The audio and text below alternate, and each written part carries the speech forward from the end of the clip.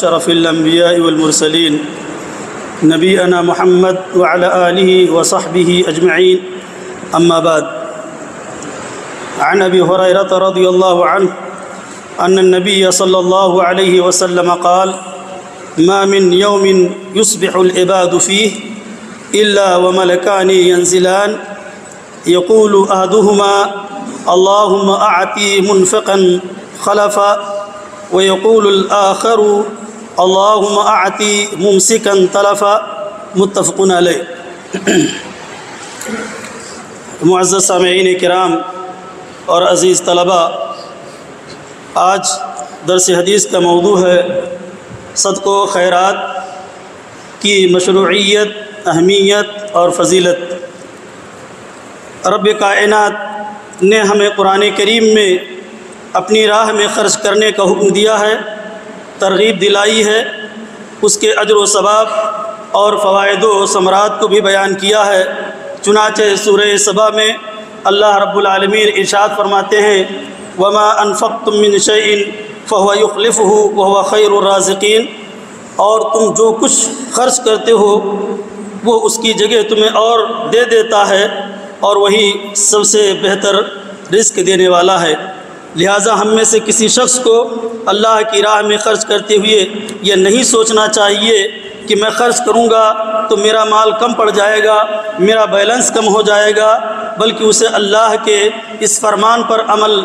مکمل یقین رکھتے ہوئے خرچ کرنا چاہیے کہ اللہ تعالیٰ مجھے اس کی جگہ اور عطا کرے گا۔ سید الکونین محمد عربی صلی اللہ علیہ وسلم کی ذات گرامی اس آیت کریمہ کی عملی تفسیر تھی۔ آپ سخی اور فیاض تھے، آپ کنبہ پرور تھے، آپ سماج کے گرے پڑے غربا اور مساکین کا خصوصی خیال کرتے تھے، دوسروں کو اس کی ترغیب دلاتے تھے اور بخل کی مذمت کرتے تھے۔ حضرت ابو ہریرہ رضی اللہ تعالی عنہ سے روایت ہے، اللہ کے نبی جناب محمد الرسول اللہ صلی اللہ علیہ وسلم ارشاد فرماتے ہیں کہ ہر دن صبح کو دو فرشتے نازل ہوتے ہیں، ان میں سے ایک دعا کرتے ہوئے کہتا ہے اے اللہ خرچ کرنے والے کو اور مال عطا کر،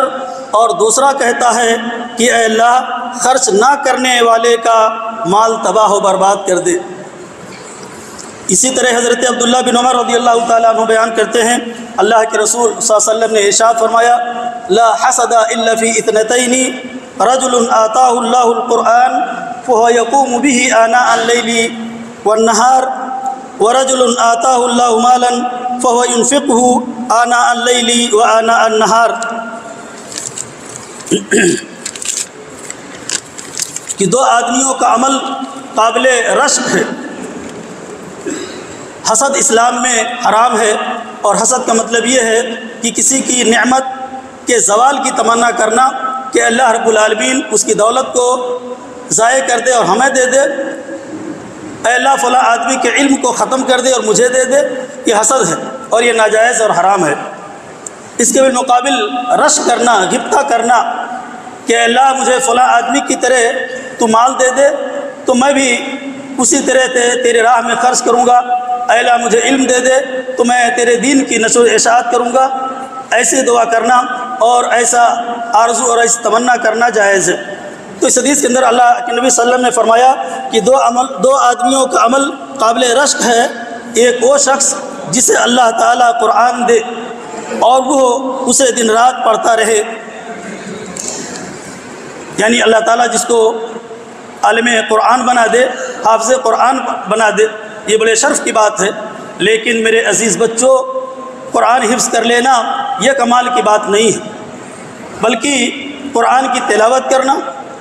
اسے یاد رکھنا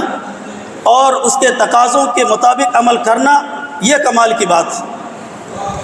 دوسرا وہ شخص جسے اللہ مال و دولت دے اور وہ اسے دن رات اللہ کی راہ میں خرچ کرتا رہے۔ اس حدیث سے معلوم ہوا کہ اللہ کی راہ میں مال خرچ کرنا قابل رشک ہے، اچھا عمل ہے، اور اسی طرح سے یہ بھی معلوم ہوا کہ عمل ایمان میں داخل ہے۔ ایک گمراہ فرقہ مرجیہ جس کا عقیدہ یہ ہے کہ عمل ایمان میں داخل نہیں ہے، تو اس حدیث سے ان کی تردید ہوتی ہے، اور امام بخاری رحمۃ اللہ علیہ نے اپنی کتاب صحیح بخاری کتاب الایمان کے اندر بہت سارے ابواب اور حدیث لا کر کے اس باطل اور فاسد عقیدے کی تردید کی ہے، اور سلف صالحین کے عقیدہ و منہج کو ثابت کیا ہے کہ عمل ایمان میں داخل ہے۔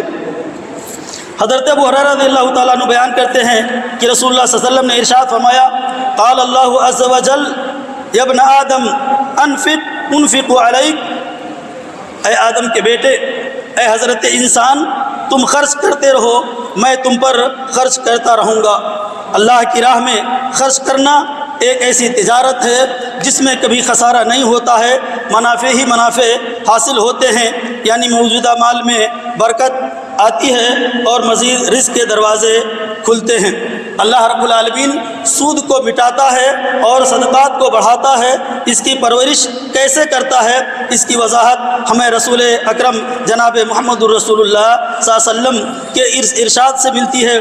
جس کے راوی حضرت ابو ہریرہ رضی اللہ تعالیٰ عنہ ہیں۔ فرماتے ہیں کہ اللہ کے رسول صلی اللہ علیہ وسلم نے ارشاد فرمایا، من تصدق بعدل تمرۃ من کسب طیب ولا يقبل الله الا الطيب فان الله يقبلها بيمينه ثم يربيها لصاحبها كما يربي احدكم فلوه حتى تكون مثل الجبل، متفق علیہ۔ جو شخص حلال کمائی سے ایک کھجور کے دانے کے برابر صدقہ کرے اور اللہ حلال کمائی کو قبول کرتا ہے اور اللہ تعالیٰ اسے اپنے دائیں ہاتھ سے قبول کرتا ہے۔ اللہ رب العالمین کی ذات صفت ید سے متصف ہے، اللہ کے پاس ہاتھ ہے۔ تبارک الذی بیدہ الملک ولہ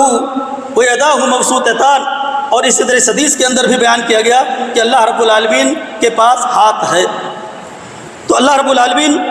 اسے اپنے دائیں ہاتھ سے قبول کرتا ہے، پھر صدقہ کرنے والے کے لیے اس کی پرورش ایسے کرتا ہے جیسے تم میں سے کوئی شخص اپنے بچڑے کی پرورش کرتا ہے، یہاں تک کہ وہ صدقہ ایک پہاڑ کی مانند ہو جاتا ہے۔ اللہ کی راہ میں خرچ کرنے سے مال میں کمی نہیں ہوتی ہے بلکہ مال میں اضافہ ہوتا ہے، جیسا کہ ہمارے نبی اکرم جناب محمد الرسول اللہ صلی اللہ علیہ وسلم کا ارشاد گرامی ہے، ما نقصت صدقۃ من مال، رواہ مسلم۔ صدقہ مال میں کمی نہیں کرتا ہے۔ اسی طرح جو انسان انتہائی خفیہ انداز سے صدقہ کرے وہ عرش الہی کے سائے تلے ہوگا، جس دن اس کے سائے کے علاوہ کوئی سایہ نہیں ہوگا۔ آخر میں دعا ہے کہ بار الہ ہم سب کو عمل صالح انجام دینے اور کتاب و سنت کی سنہری و آفاقی تعلیمات پر عمل کرنے کی توفیق عطا فرمائے۔ والسلام علیکم ورحمۃ اللہ وبرکاتہ۔ مشرب مہر و وفا ہے مسلک اہل حدیث، جادہ صدق و صفا ہے مسلک اہل